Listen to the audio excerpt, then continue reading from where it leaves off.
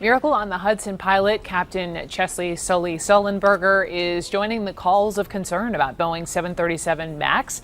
He appeared before the House Transportation Committee today to discuss the two deadly crashes that killed nearly 350 people and led to the planes being grounded worldwide.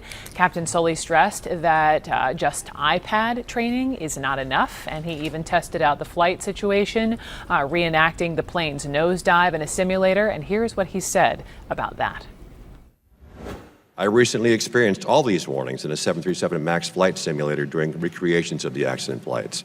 Even knowing what was going to happen, I could see how crews could have run out of time before they could have solved the problems.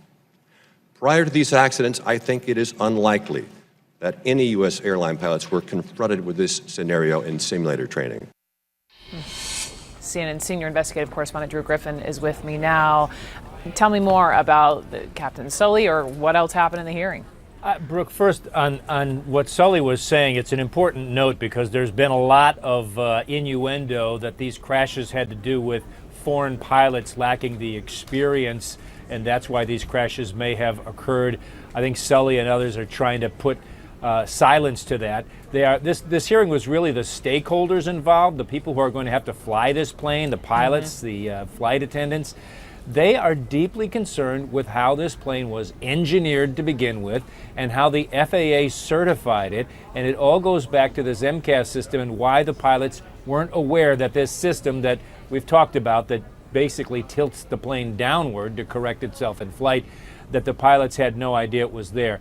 So when we move forward and you're talking about ungrounding this plane, there's a lot of talk about whether or not simulator training will be required instead of just the iPad training that Sully was talking about, or the computer-based training.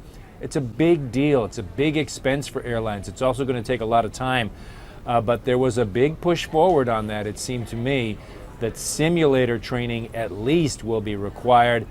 Boeing and the FAA still have not made any decisions or haven't made any announcements on that.